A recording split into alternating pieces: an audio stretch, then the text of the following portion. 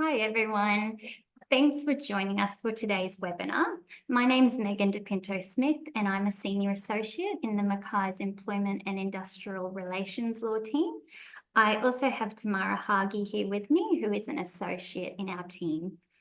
We've seen a lot of changes happening in employment law recently, including to the National Employment Standards, or the NES, as I'll refer to them for short throughout the webinar. For those who aren't sure what the NES are, they make up the minimum entitlements for employees covered by the National Workplace Relations System in Australia. Because they are minimum entitlements, other workplace instruments like modern awards, employment contracts, enterprise agreements can't contain conditions of employment that are less than the National Employment Standards. So while we'll focus on the NES today, just make sure you also check the terms of any modern award or enterprise agreement that might be applicable to your employees, as they may provide better or different entitlements to the NES. So we're going to go back to basics today and look at the NES and also talk about some recent changes, some of which have happened and some of which are going to happen soon. So we'll start by looking at what the National Employment Standards are, or as Meghan explained, they're often referred to as the NES. So we have maximum weekly hours, requests for flexible working arrangements, offers and requests to convert from casual to permanent employment, parental leave and related entitlements, annual leave, personal carers leave, compassionate leave and family and domestic violence leave, community service leave, long service leave, public holidays, notice of termination and redundancy pay, the Fair Work Information Statement and Casual Employment Information Statement, and superannuation contributions. So as you can see, there's quite a few there and a bit to cover off on today. So what we'll do is we'll take you through a bit of a summary of each of these, starting with maximum weekly hours. So the basic rule for maximum weekly hours is that an employer can't request or require an employee to work more than a certain amount of hours in a week, unless the additional hours are reasonable. So for a full-time employee, this is 38 hours. And for employees who aren't full-time, this is the lesser of 38 hours, or the employee's agreed ordinary hours of work in a week. And an employee can refuse to work additional hours if they are unreasonable. And there's a number of matters to be taken into account in determining this, which are outlined on the next slide. So these factors include any risk to health and safety, personal circumstances, including family responsibilities, the needs of the workplace, any notice given by the employer to work the additional hours, and the nature of the employee's role and their level of responsibility. You can also look at taking advantage of averaging arrangements. For example, a modern award might allow for averaging of hours of work over a period greater than a week. And with these types of arrangements, the average weekly hours can't exceed the maximum weekly hours we just spoke about, unless those additional hours are reasonable. So we'll talk through a quick example. So we've got David here. He's a full-time employee who's covered by a modern award, which says that he can agree to work 152 hours over a 4-week period, which is an average of 38 hours per week. So David's agreed to work 19 hours in week 1, 60 hours in week 2, 38 hours in week 3, and 35 hours in week 4. Now, while that fits in with the modern award, he and his employer would still have to think about if it's reasonable to work a further 22 hours in week 2 taking into account the matters we discussed earlier about reasonableness.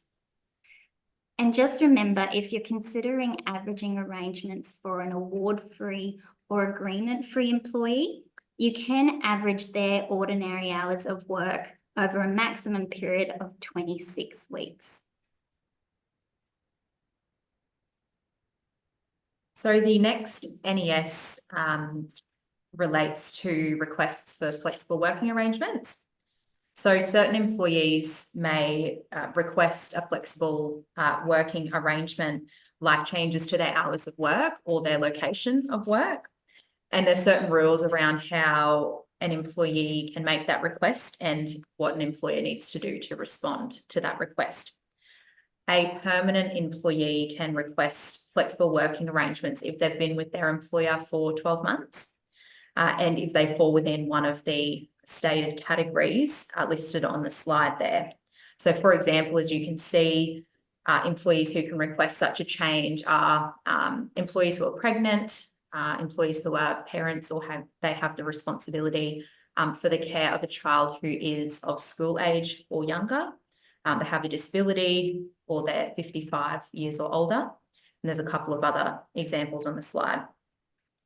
So a casual can also request a flexible working arrangement if they fall within one of those categories and if they've been working for the same employer on a regular and systematic basis for that 12-month period I previously referred to, and provided they have a reasonable expectation of continuing work with that employer on a regular and systematic basis. So in terms of actually making the request, the employee does have to make that request in writing, explain the changes that they are requesting, and also reasons behind that. An employer then has to respond in writing within 21 days, saying whether they approve the request or not.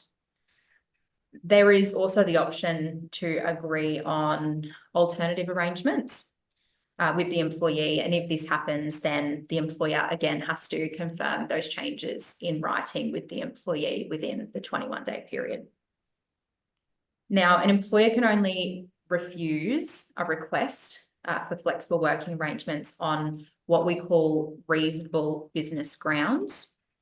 And also if they've discussed the request with the employee and genuinely tried to reach an agreement or at least reach alternative arrangements, and if they've considered the consequences of refusing the employee's request.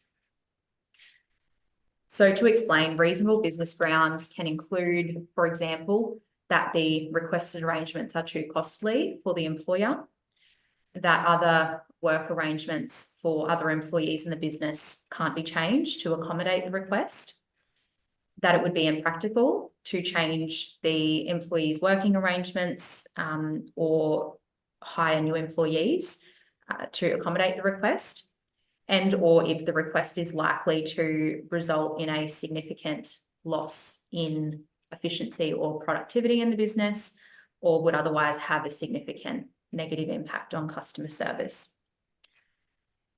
In their response to the employer does have to be very clear about the reasons for refusal, i.e. the grounds for the refusal and how that applies to the request, other changes they are willing to make, or a statement that there aren't any changes that can be made, and information about getting help from the Fair Work Commission for disputes about flexible working arrangements.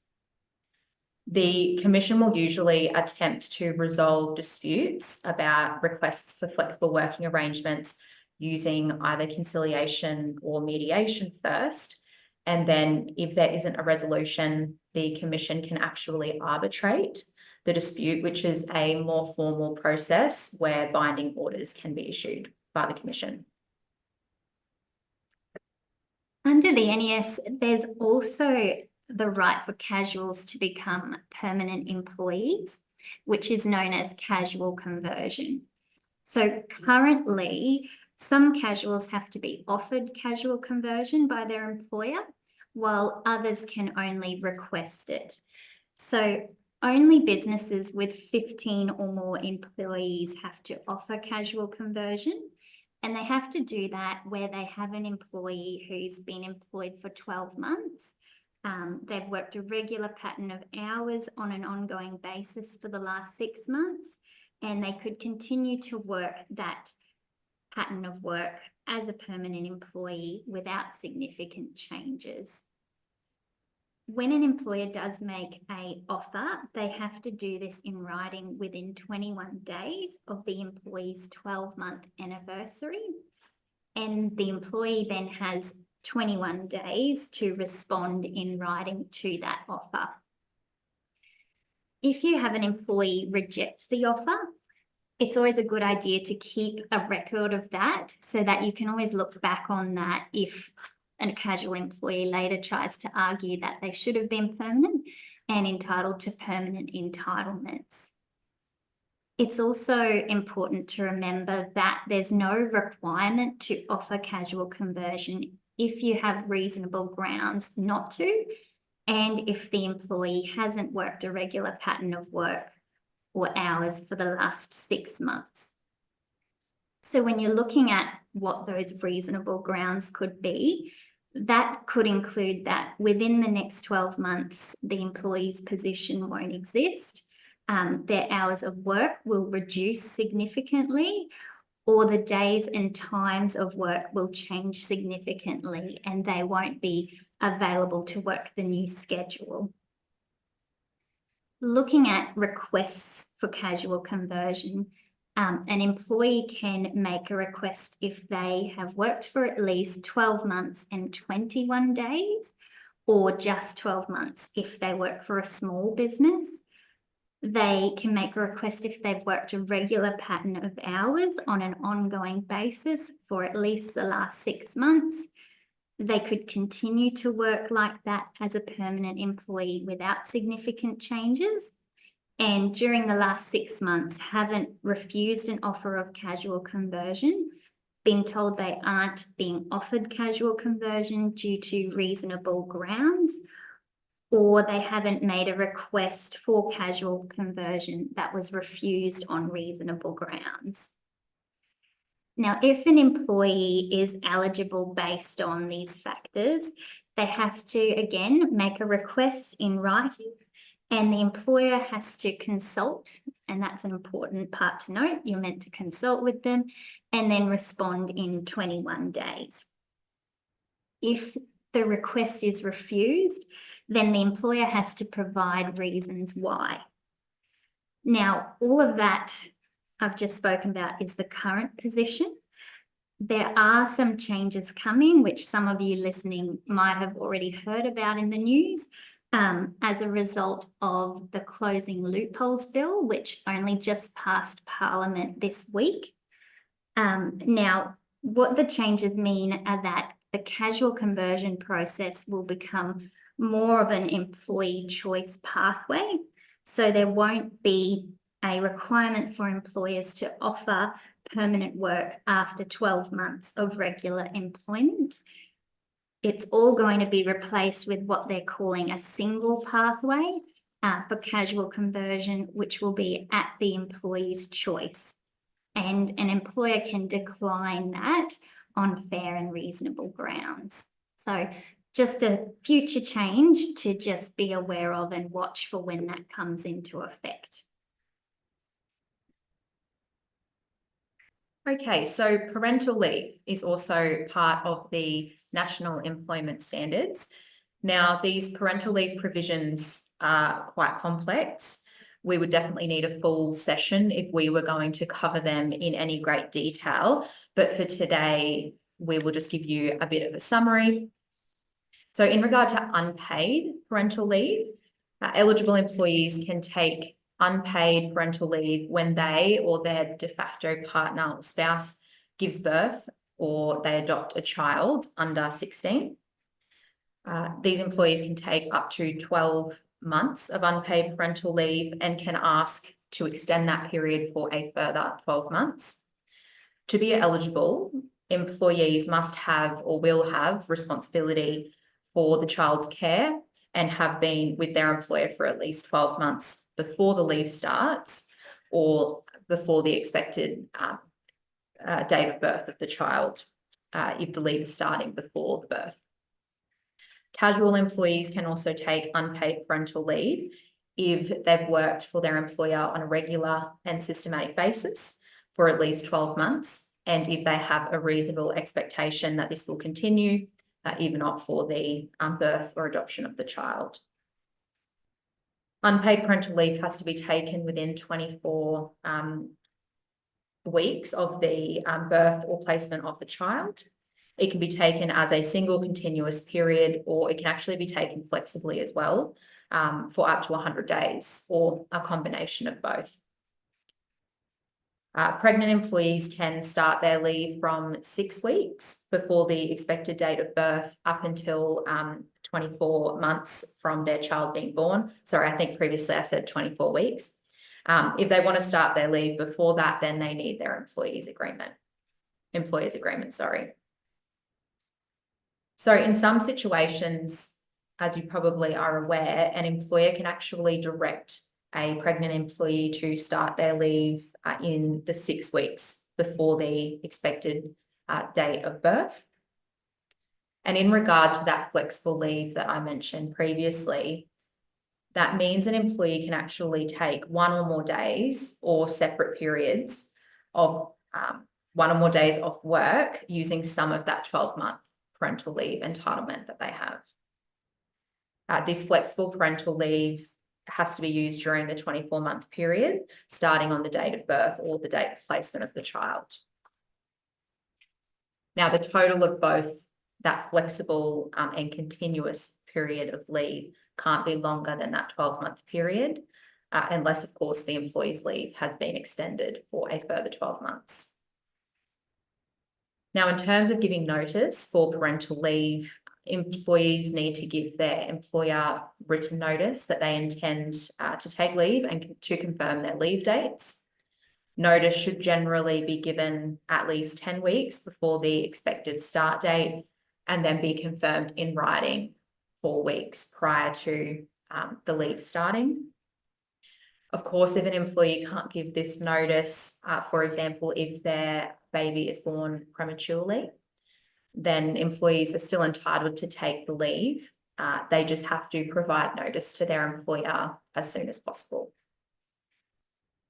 Now, pregnant employees also have a number of entitlements that include moving to an appropriate safe job, if available, or if not, taking no safe job leave, being protected from discrimination, taking unpaid special parental leave, for example, for a pregnancy-related illness, and compassionate leave, which we'll talk about more shortly. Okay, so annual leave is another NES entitlement. And as most of you would know, all employees except casual employees receive annual leave to allow them to take paid time off from work. Under the NES, permanent employees get 4 weeks of annual leave based on their ordinary hours of work. But if they are a shift worker for the purposes of the NES, which is normally defined under a modern award or enterprise agreement, they get up to 5 weeks of annual leave. So a little bit of a difference there if you're a shift worker. In terms of how annual leave accumulates, it starts accumulating from the first day of employment, even if someone is, just in their probation period, they still accumulate annual leave during that time. Any unused leave rolls over from year to year.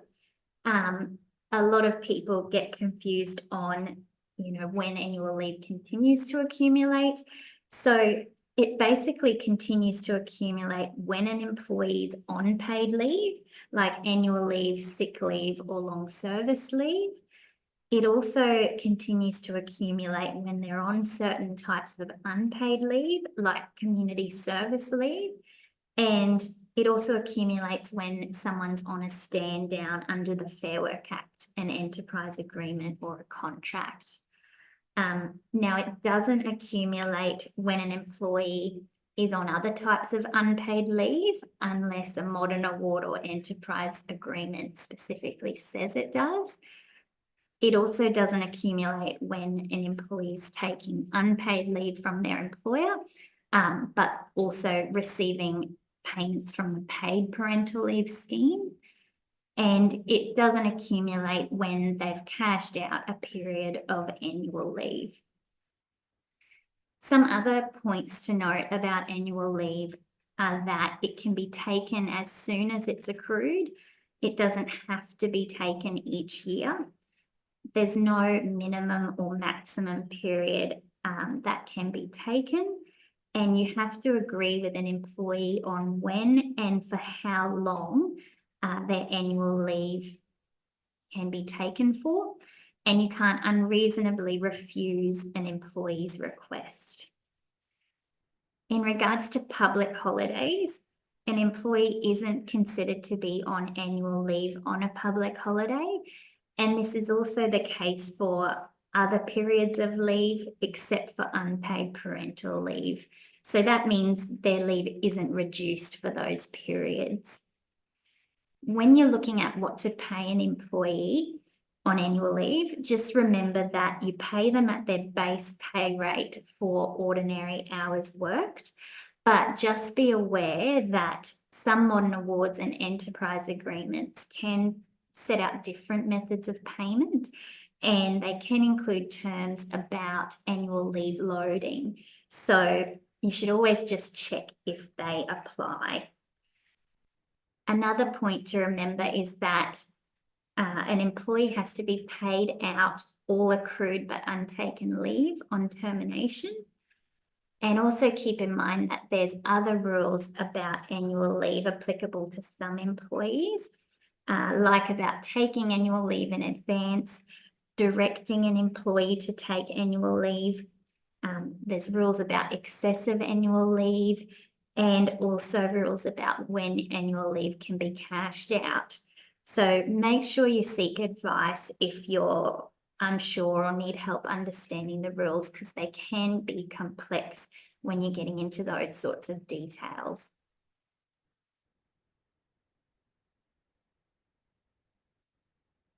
Okay, so moving on to personal and carers leave.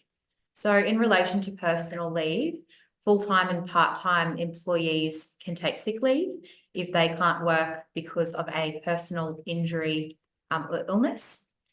Unused sick and carers leave carries over to the next year. In relation to carers leave, employees can take carers leave, paid or unpaid, if they need to look after an immediate family member or household member who was sick, injured, or affected by an unexpected emergency. Permanent employees are entitled to 10 days of paid personal carers leave per year, while part-time employees, as you probably know, are entitled to a pro rata amount.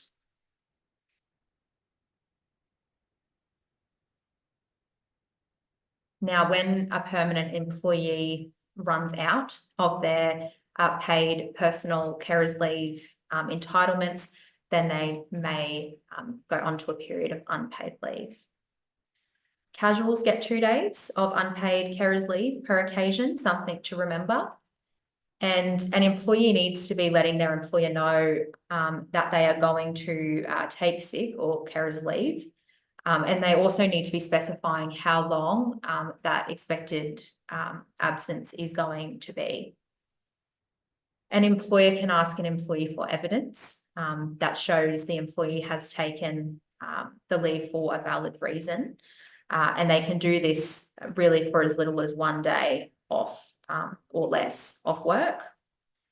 Now, while there are no strict rules around what type of evidence needs to be given by an employee, the evidence does have to convince a reasonable person that the employee took the leave because they were suffering from an illness or injury. Examples of acceptable forms of evidence that an employer may request from an employee are medical certificates, is an obvious one, or statutory declarations. An employee who doesn't give that evidence to their employer when asked may not be entitled to take paid personal leave. Okay, hopefully you're all keeping up. I know there's a lot to take in because there are a number of national employment standards. But the next one we'll talk about is compassionate leave. So all employees, including casuals, have an entitlement to take compassionate leave. And they can do this if a member of their immediate family or household dies or contracts or develops a life-threatening illness or injury, a baby in their immediate family or household is stillborn, they have a miscarriage, or their current spouse or de facto partner has a miscarriage. Employees are entitled to 2 days compassionate leave each time that they meet this criteria, and they can take their compassionate leave as a single continuous period of 2 days, 2 separate periods of 1 day each, or they can take it as any separate periods as agreed with their employer. Employees don't accumulate compassionate leave, and it's not part of their sick or carers leave entitlement. They can just take it at any time that they need. If an employee is already on another type of leave, for example, annual leave, and they need to take compassionate leave, then they can use their compassionate leave instead. Permanent employees receive paid compassionate leave, while casual employees receive unpaid compassionate leave. And it's similar to personal carers leave, which Tam just spoke about. Employees have to give notice as soon as they can and tell their employer how much leave they're expecting to take and when they're expecting to take it. An employer can also request evidence about the reason for compassionate leave. So that could be a death or a funeral notice, or again, a statutory declaration. And this request from the employer has to be reasonable. So just keep that in mind when you're asking for that evidence. Now, if an employee doesn't provide the requested notice or evidence, then they may not get that compassionate leave. So something to keep in mind. Okay, moving on to family and domestic violence leave. So all employees are entitled to 10 days of paid, keyword paid, family and domestic violence leave each year. So this includes full-time, part-time and casual employees. So keep that in mind that it applies to casuals as well as permanents. Employees must be experiencing family and domestic violence to be eligible to take this paid leave entitlement. In terms of a meaning of family and domestic violence, it means violent, threatening or other abusive behaviour by certain individuals known to an employee that both seeks to coerce or control the employee and causes them harm or fear. The individual known to the employee could be an employee's close relative, a member of an employee's household, or a current or former intimate partner of an employee. In relation to how that leave accrues, an employee's paid leave entitlement is available in full immediately and resets on their work anniversary each year. So it doesn't accumulate from year to year like some other leave entitlements. One really important thing to note for employers is that there are rules around pay slips, and pay slips must not report information about paid family and domestic violence leave. Rather, an amount paid to an employee for taking this type of leave has to be recorded on the relevant pay slip as either just ordinary hours of work or another kind of payment for performing work, such as an allowance, a bonus, or an overtime payment.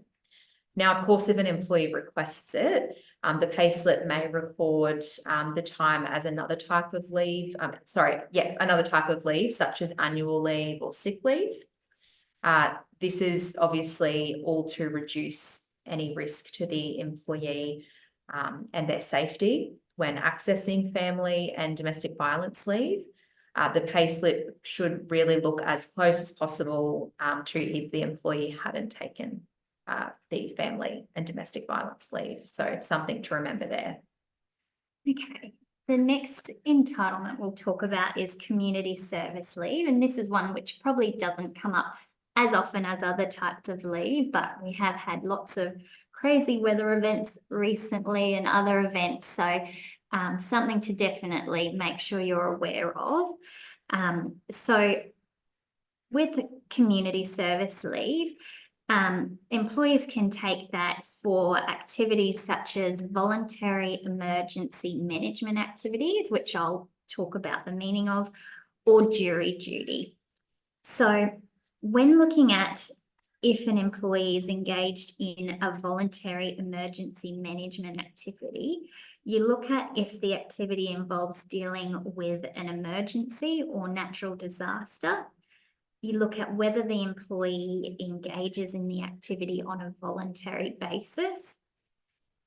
You look at whether they were requested to engage in an activity, or if it would be reasonable to expect that such a request would have been made if the circumstances had permitted.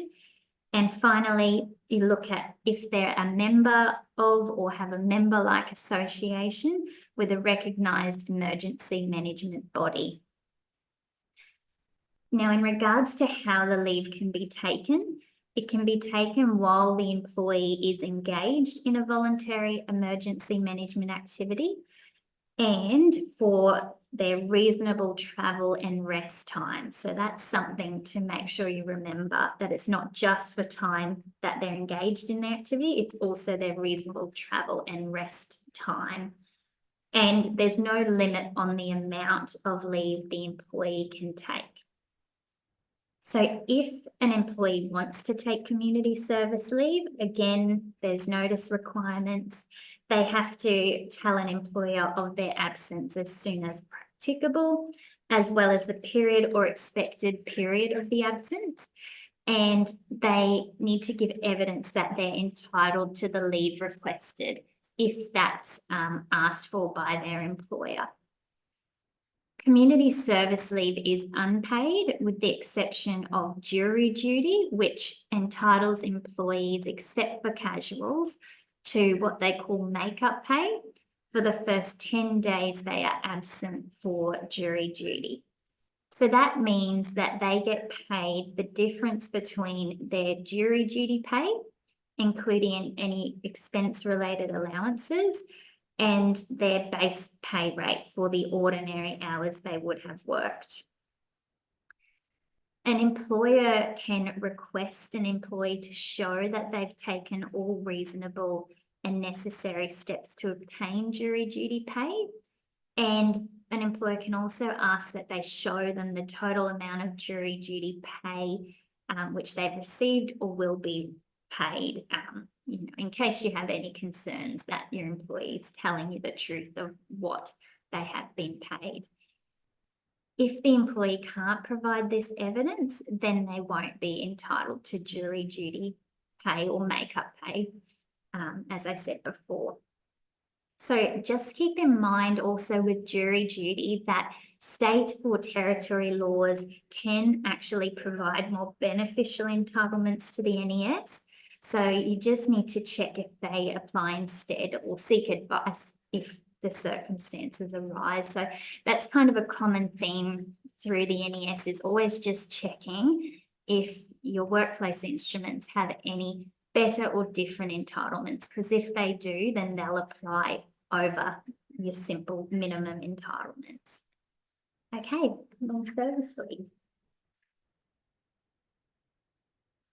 So long service leave also forms part of the National Employment Standards, but in fact, this entitlement actually comes from state and territory long service leave laws. So that relevant legislation in Queensland is the Industrial Relations Act 2016, for which most employees will be governed under. Now, under this act, an employee is entitled to take 8.6667 weeks of paid long service leave after a period of 10 years continuous service. When the first 10 years of continuous service is completed, then employees are entitled to a further 4.3333 weeks, which brings to a total of 13 weeks. Once they've completed a further 5 years of continuous service. For any continuous service beyond that point, access to further leave accrued is not subject to a qualifying period like the 10 years and additional 5. The table that we have on the slide here gives a really good summary of the 10-year entitlement, the further 5-year entitlement, and what occurs beyond that 15 years. On termination, an employee may be entitled to a payment for the balance of any long service leave accrued. And you'll see on the slide here that this may actually include a pro rata, or often referred to as a proportionate payment on termination of employment after completing 7 years, but less than 10 years continuous service. So they hadn't actually reached that 10-year qualifying period. For example, if the primary reason for the termination falls within certain criteria, like the employee terminates their own service because of their own illness or incapacity, or because of a domestic or other pressing necessity, or the employer dismisses the employee for a reason other than their conduct, capacity, or performance.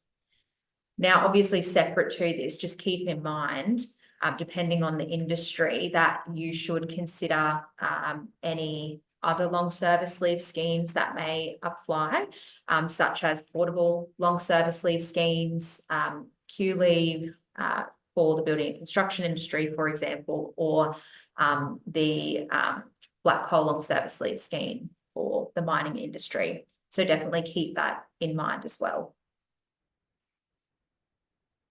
Public holidays are another entitlement referred to in the NES.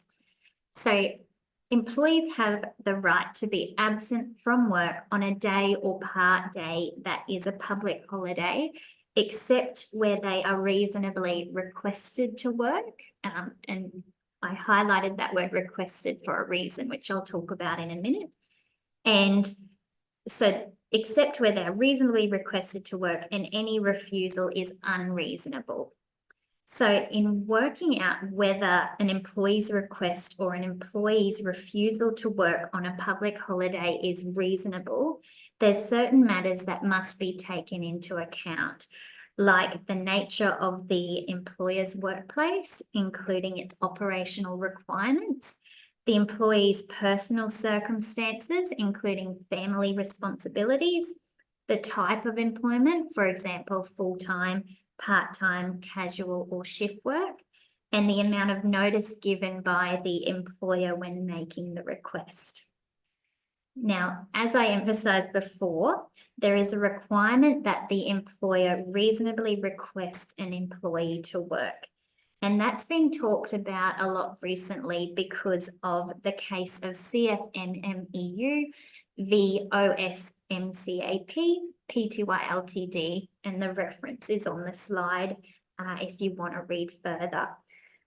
Basically, that case found that employers must first request whether their employees are willing to work on public holidays, rather than just unilaterally requiring or rostering their employees to work.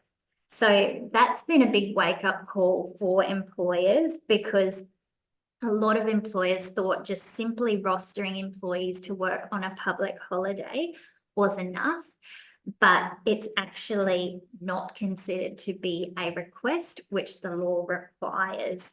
So an important thing to note when you're dealing with your public holidays.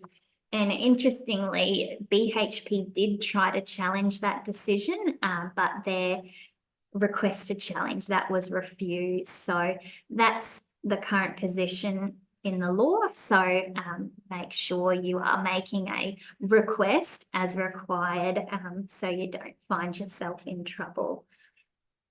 When you're working out what to pay your employees, just remember that permanent employees are entitled to be paid their base pay rate for their ordinary hours if they're absent from work because of a public holiday. And an employee is not entitled to payment if they don't have ordinary hours of work on a public holiday. Also, something to keep in mind is that sometimes a modern award or an enterprise agreement may allow for an agreement to be made to substitute a public holiday for another day. So, for example, some chose to do that recently for the Australia Day public holiday, given some people's views on that date. So always something to just check if that's an option for your employees to agree to. Okay, we're nearly there. Bear with us. So we're up to notice of termination and redundancy pay. I'm going to deal with both of those sort of together because they go a little bit hand in hand. So the NES also established the minimum notice period, as you're probably aware, or payment in lieu of notice where that applies, that an employer must give an employee to end their employment. This applies, to all employees other than, for example, casuals, employees employed for a specified period, or employees fired because of serious misconduct, such as engaging in theft, fraud, sexual harassment, or assault. An employer has to give the minimum notice periods that are set out on this slide when dismissing an employee. Now, something to remember and something that often clients will forget is that an employer also has to give an extra week of notice if the employee is over 45 years of age and if they have worked for the employer for at least 2 years. So there is that additional week entitlement, which will sometimes bring the minimum notice period to 5 weeks. So something to keep in mind there. Of course, an award, employment contract, or enterprise agreement may actually set out longer minimum notice periods, for example, 1 month instead of 1 week. So keep that in mind and don't take the NES as gospel in that sense. As I said previously, if there has been serious misconduct, then the dismissal can occur without notice. When an employee resigns, they may have to give notice to their employer. Employees should be checking the applicable modern award, any enterprise agreement, contract of employment, or workplace policy, to find out how much notice they need to give to resign from their position.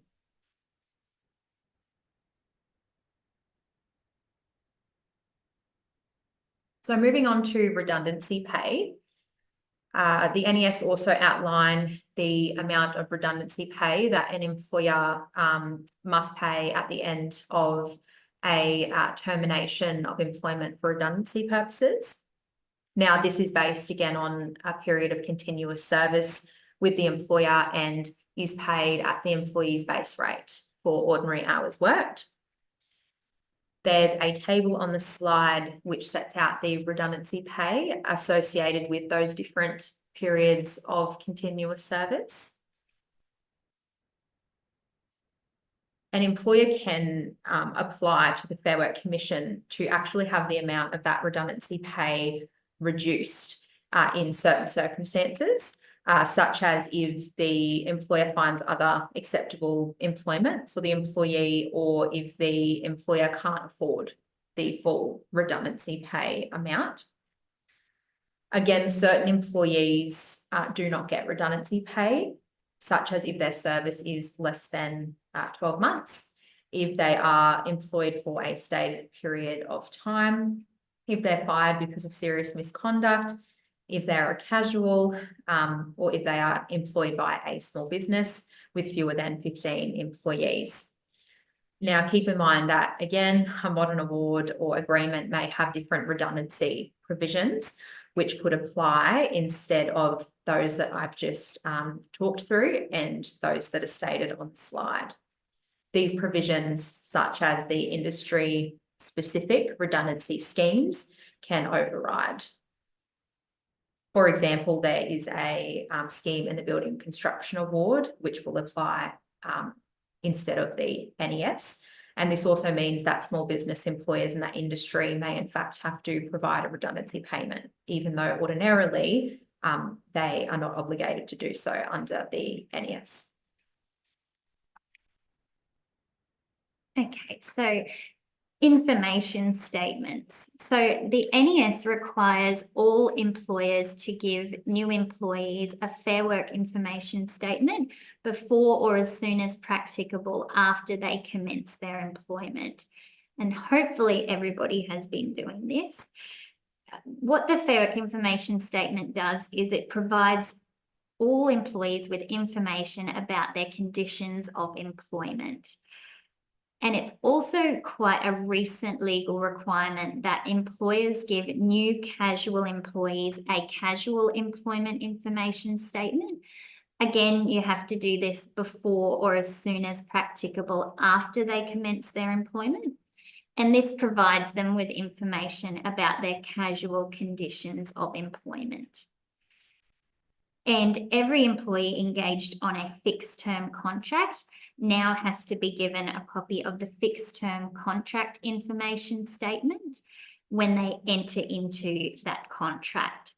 So that particular statement gives employees information about fixed term employment, including the rules about when fixed term contracts can be made. And you'll remember in our last session, we spoke about the new limits on fixed terms contracts to be aware of.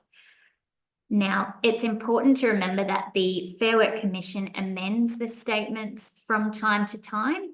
So we always recommend getting a copy of the statements from the Fair Work Ombudsman website every time you issue the statement, just in case there's been any changes. If you fail to provide the statements, this is considered a contravention of the Fair Work Act and penalties may apply. So make sure you're always providing them. Also, make sure that you keep records of how the statements were provided in case there's any dispute from an employee that they didn't receive it. You can then show your record that they did receive that statement. Okay, last one. Hopefully you're still with us. So superannuation contributions. Since only the 1st of January of this year, superannuation is now an entitlement under the NES. So while employers already obviously had an obligation to pay superannuation contributions for eligible employees under the relevant superannuation guarantee laws, there wasn't any contravention of the NES, if they did not comply with these obligations. So only employees covered by a modern award or an enterprise agreement that included a requirement for superannuation contributions could apply to a court to enforce such term. So now most employees covered by the NES can actually take court action under the Fair Work Act to recover any unpaid super, unless the ATO has already commenced proceedings in relation to that super. So just something to keep in mind now as an employer in light of your obligations for super contributions to employees. Okay, so that's all our topics covered. Just quickly before we finish, I wanted to touch on quite a new right. It has been talked about for a while, but it's now actually being a change that's going to come into effect. So they're talking about including it in the National Employment Standards. What it is it happened as part of the closing of the Closing Loopholes Bill being passed by Parliament this week. And what that bill's included is a right for an employee to refuse to monitor, read, or respond to contact in relation to work outside of working hours, unless the refusal is unreasonable.